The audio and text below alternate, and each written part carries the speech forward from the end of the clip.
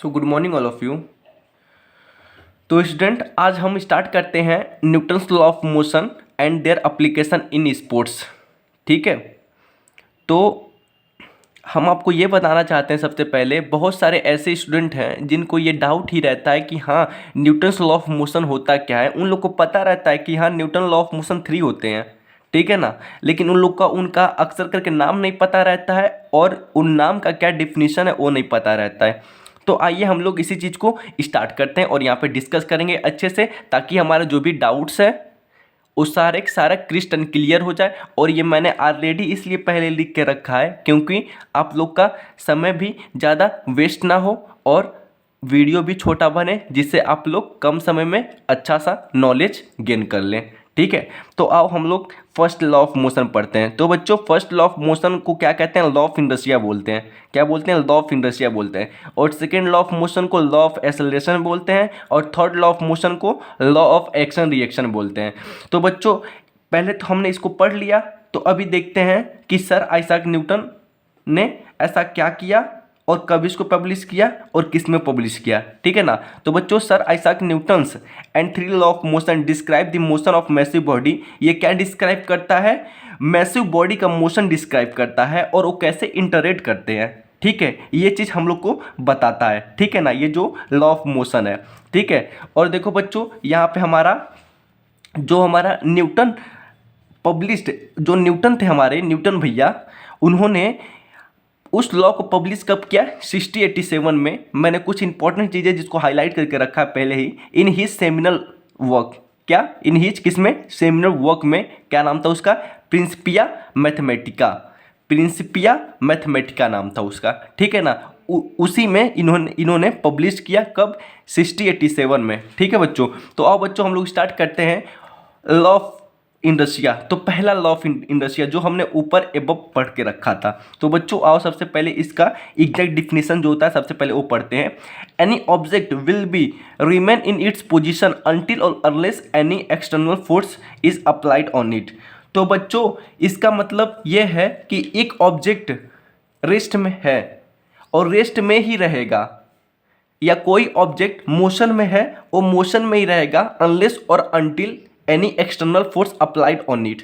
ठीक है बच्चों, जैसे बच्चों मान के फॉर एग्जांपल, जैसे कोई नॉर्मल कंडीशन रहे या फेवरेबल कंडीशन रहे या टेस्टिंग कंडीशन रहे, तो कोई आदमी बाइक पे है, वो बाइक पे तब तक चलता रहेगा जब तक अनलेस और अनटिल बीच में कोई दीवार ना आ जाए या बीच में कोई मतलब यू टर्न वाला या मोड़ वाला रास्ता ना आ जाए, तब तक वो ऐसे चलता ही रहेगा। ठीक है ना बच्चों। तो बच्चों, कभी मतलब ये जो एक्सटर्नल फोर्स होता है, ठीक है बच्चों, वो मतलब लगना चाहिए। ठीक है ना, तभी वो ऑब्जेक्ट जो होगा अपना जो मोशन है वो चेंज करेगा। ठीक है ना। तो बच्चों, और फॉर एग्जांपल एक और लेते हैं कि मान लो एक मेज है, ठीक है ना, उस मेज पे बुक है, किताब है या कुछ भी रखा हुआ एनी ऑब्जेक्ट, वो तब तक उसी पे रहेगा जब तक कोई एक्सटर्नल फोर्स इस पे आके अप्लाई ना हो जाए। ठीक है। और बच्चों, उसके बाद अगर हम लोग देखते हैं कि अगर अगर अगर जब ऑब्जेक्ट को मूव किया जाता है, ठीक है, तो वो सर्टेन डिस्टेंस तक करता है। ठीक है बच्चों, या वो रोल करता है, फिर वह स्लो डाउन हो जाता है। इसका रीजन क्या होता है? इसका रीजन होता है फ्रिक्शन। मैंने ऑलरेडी यहाँ पे लिख के रखा है फ्रिक्शन।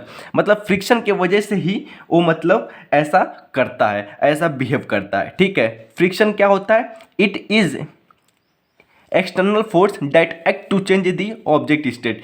मतलब इसका काम ही होता है किसी ऑब्जेक्ट के स्टेट को चेंज करना। ठीक है बच्चों।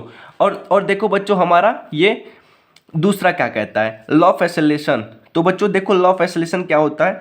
तो हमारा लॉ ऑफ एक्सेलरेशन होता है, the rate of change of acceleration is directly proportional to the force applied on the object and inversely proportional to the mass of object.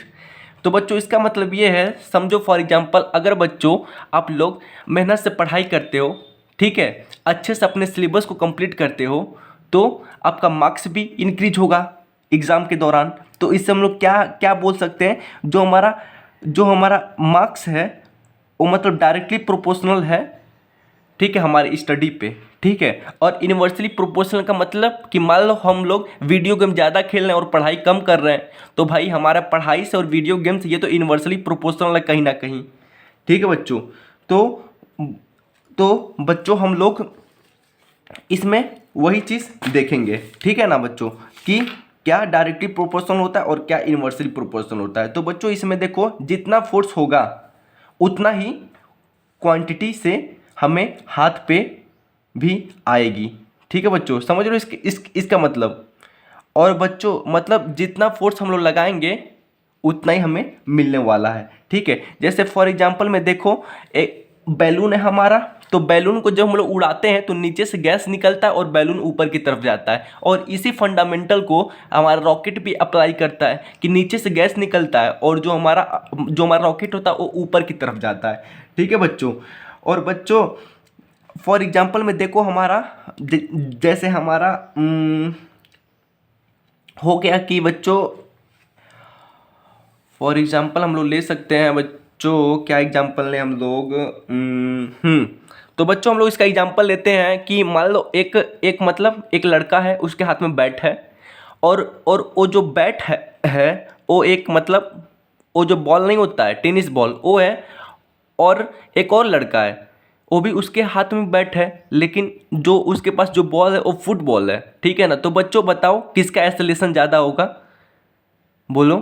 तो बच्चों हमारा जिसका मास कम होगा उसका एक्सेलरेशन जो होगा ज़्यादा होगा, और जिसका मास ज़्यादा होगा एक्सेलरेशन कम होगा। तो अब अभी आप लोग का शायद डाउट क्लियर हो गया कि टेनिस बॉल का ज़्यादा होता है या फुटबॉल का ज़्यादा होता है। तो बच्चों फॉर एग्जांपल मैं दूसरा आपको बता दूं कि एक आदमी है जो 400 मास का ऑब्जेक्ट को धक्का देता है, और एक आदमी है जो 40 किलो के मास को धक्का देता है। तो बच्चे बताओ किसका एक्सेलरेशन ज़्यादा होगा। तो आपका डाउट तो क्लियर हो गया होगा, हमको बताने की कोई ज़रूरत ही नहीं है कि नहीं। तो बच्चों ये हमारा लॉ ऑफ एक्सेलरेशन है, और एक बहुत बड़ा इक्वेशन है, बहुत ही अच्छा इक्वेशन समझ जाओ, जिससे आप लोग अक्सर पढ़े होगे सुने होगे कहीं भी, F is equal to M में, force is equal to mass into acceleration. तो बच्चों ये यही चीज़ है, ठीक है ना। और आप लोग अच्छे से इसका डिफिनीशन लर्न कर लेना, और डिफिनीशन लर्न करने के बाद जो भी मैंने बताया है इसी के कॉन्सेप्ट पे था, ठीक है बच्चों। अब आओ बच्चों हम लोग तीसरा देखते हैं, लॉ ऑफ एक्शन रिएक्शन बच्चों, ठीक है ना, एक्शन रिएक्शन। तो बच्चों इसका देखो एक्शन रिएक्शन का, to every action has equal and opposite reaction, मतलब जितने भी एक्शन होंगे हमारा उसका जो हम लोग का रिएक्शन मिलेगा वो इक्वल और अपोजिट मिलेगा। मतलब जितना फोर्स से हम लोग दीवार पे मारते हैं, ठीक है, उतने ही फोर्स ऑफ क्वांटिटी से हमें रिप्लाई भी मिलता है, ठीक है बच्चों।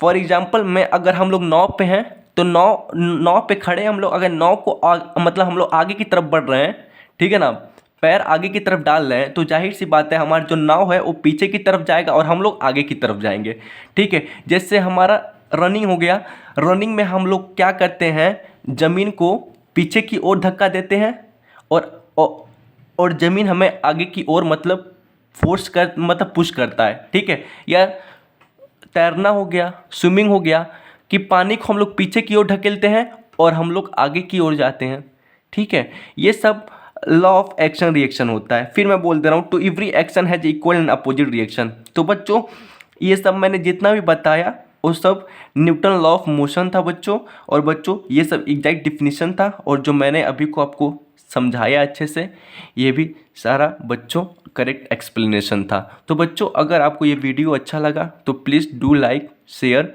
कमेंट, और बच्चों अगर आपको कहीं भी किसी चीज़ में भी डाउट है तो प्लीज़ बच्चों कमेंट बॉक्स में आप बता देना, या हमसे कोई भी ऐसा चीज़ जो छूट गया है तो प्लीज़ बच्चों उसको भी आप लोग कमेंट सेशन में प्लीज़ मतलब बता देना हमें, जिससे हमें पता चले कि हाँ मैं क्या छोड़ा हूँ और क्या गलतियाँ की हमने, ठीक है बच्चों।